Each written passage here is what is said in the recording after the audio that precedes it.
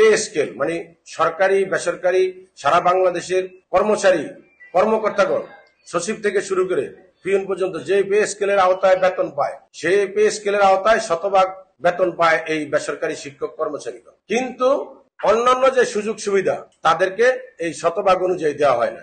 এই জায়গায় সমস্যা। শুধু এক জায়গায় যদি সমস্যার সমাধান করা হয় আর সমস্যা থাকে না। তাদেরকে বেতন দেওয়া হয় পে স্কেল অনুযায়ী শতভাগ, বাড়ি ভাড়া, চিকিৎসা, অন্যান্য আনুষঙ্গিক উৎসব বা অন্যান্য যে সুযোগ সুবিধাগুলো আছে এগুলো আর ওই পে স্কেল অনুযায়ী শতভাগ কার্যকর করা হয় না। এটাই প্রধান বৈষম্য। এর কারণে যত সমস্যার উদ্ভব। দ্বিতীয়ত আমি বলবো যে সকল এনটিআরসি ইতিমধ্যে এনটিআরসির মাধ্যমে যারা নিয়োগ পায় তাদের বদলি হয়েছে, সেটা কার্যকর করতে ধীরে করতেছে, সেখানে সমস্যা। যদি এনটিআরসি কর্তৃক একাংশে নিয়োগ পায়, অন্য অংশ তো নিয়োগ বদলি না পাওয়ার কথা না।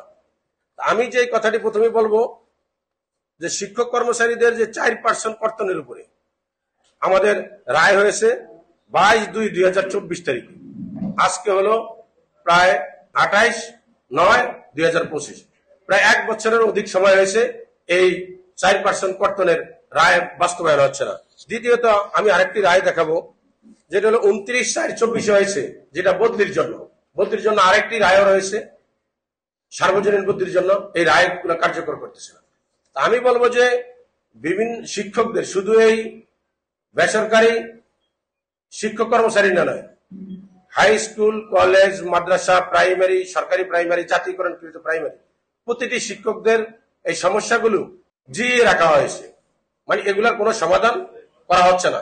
সরকার পর সরকার যায়, সরকার পরিবর্তন হয়, কখনো দলীয় সরকার, কখনো অন্তর্বর্তীকালীন সরকার, কখনো কেয়ারটেকার সরকার, কিন্তু এই শিক্ষকদের সমস্যা যেখানে থাকে সেখানে থেকেই যায়।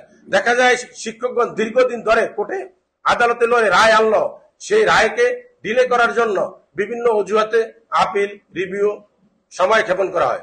তা আমি বলবো যে যে দাবিগুলা শিক্ষকগণ মাঠে করে আসছেন দীর্ঘদিন ধরে, তার পক্ষে যদি আদালতের একটি রায় থাকে হাইকোর্টের, সেটা কিন্তু একটা সমাধান হয়ে যায়, ফয়সালা হয়ে যায়। তারপরে এটাকে জিয়ে রাখার জন্য আপিল করা, তারপরে কালক্ষেপণ করা, এটা আমি সঠিক বলে মনে করি না।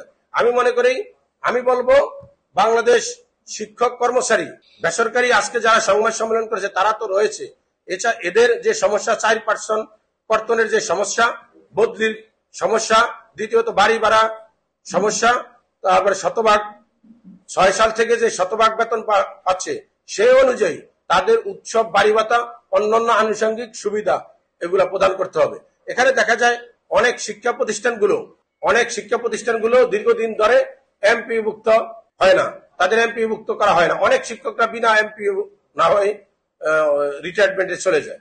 আমি বলবো যে যারা কর্তৃপক্ষ রয়েছেন আজ এই শিক্ষক কর্মচারী লিয়াজ ফোরামের মাধ্যমে তারা যে দাবিগুলো করেছে তাদের এই দাবিগুলো যথাসময়ে পূরণ করবে। আর আমি বলবো আদালতের যে রায়গুলো রয়েছে শুধু এই 4% কর্তন না, বদলি বাস্তবায়নের রায়, 4% কর্তনের রায়, আমার এখানে আরো অনেক রায় আছে।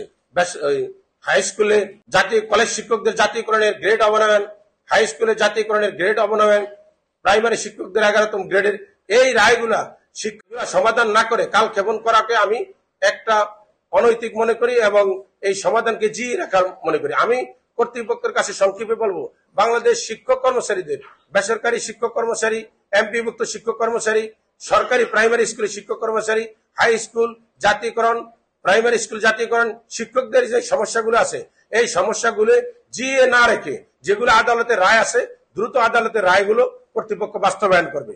আর যে সমস্ত ব্যাপারে আদালতের রায় নাই, যে দাবিগুলো রয়েছে এই দাবিগুলোই দ্রুত সময়ের ভিতরে তারা বাস্তবায়ন করবে বলে আমি তাদের কাছে আশা রাখি।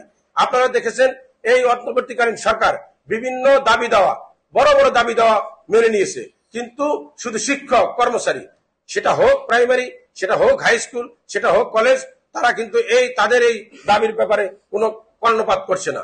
আমি বুঝতেছি না তারা কোন অজ্ঞাত শক্তির বলে, কোন কারণে তাদের এই শিক্ষকদের দাবি অগ্রাহ্য করছে। আমি বলবো আদালতে যে সমস্ত রায়গুলা রয়েছে সেই রায়গুলাকে সরকার এবং যথাযথ কর্তৃপক্ষ দ্রুত সময়ের ভিতরে বাস্তবায়ন করবেন এবং বাংলাদেশ বেসরকারি শিক্ষক কর্মচারী, বাংলাদেশ প্রাথমিক বিদ্যালয়ের সহকারী শিক্ষকগণ, বাংলাদেশ প্রধান শিক্ষকগণ, জাতীয়করণকৃত 26,193টি স্কুলের শিক্ষক এবং 300 কলেজ জাতীয়করণ, 300 হাই স্কুল জাতীয়করণের শিক্ষকদের যে সমস্যাগুলা, দাবিগুলা মন্ত্রণালয়ে, সচিবালয়ে এবং ডিজি অফিসে জমা রয়েছে, সে দাবিগুলা যথাসময়ে আপনারা বাস্তবায়ন করবেন। নচেত আমি আদালতে তাদের পক্ষে যে মামলা লড়েছি সেগুলো তো বাস্তবায়নের জন্য আমি লড়বো এবং প্রয়োজনীয় আদালতের মাধ্যমে আরো যদি আমার মামলা করতে হয় সেগুলো আমি করব এবং এই দাবির পক্ষে, এই দাবিগুলো বাস্তবায়নের পক্ষে যদি কালক্ষেপণ করে আমরা আগামীকাল থেকে লিয়াজুর রহমানের সাথে আলোচনা করে বিভাগীয় পর্যায়ে আমরা আন্দোলন দিব। এরপরে ঢাকাতে আমরা বিশাল এক মহাসমাবেশের আয়োজন করব। আমি মনে করব এটা দীর্ঘদিন ধরে এই শিক্ষকদের আন্দোলন দাবিগুলো যারা জিয়ে রাখছে তারা সঠিক কাজ করেন নাই। আমি বলবো আদালতের রায় এবং শিক্ষকদের যে দাবিগুলো নিয়ে এখনো মামলা হয় নাই, সকল দাবিগুলো দ্রুত সময়ের ভিতরে কর্তৃপক্ষ পূরণ করবে বলে আমি আশা করি। আমি শিক্ষকদের জন্য আদালতে লড়েছি, আমি এখন শিক্ষকদের জন্য মাঠেও থাকবো ইনশাল্লাহ আগামীতে। আর যারা এই শিক্ষকদের দাবি পূরণ করার জন্য কালক্ষেপণ করছেন, এই ষড়যন্ত্রকে ছিন্ন ভিন্ন করে দিবে ইনশাল্লাহ আমরা আগামী।